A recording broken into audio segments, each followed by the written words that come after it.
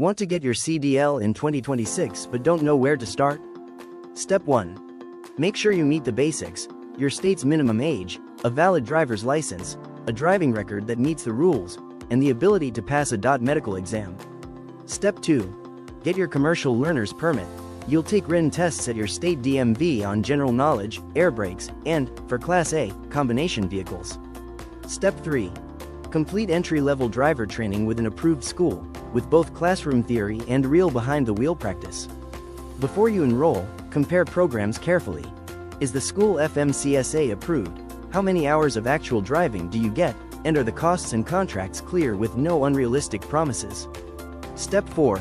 Test day. You'll complete a pre-trip inspection, basic backing maneuvers, and a road test in a truck that matches the license you want. Once you pass, your state issues your CDL and you're ready to start applying for your first driving job.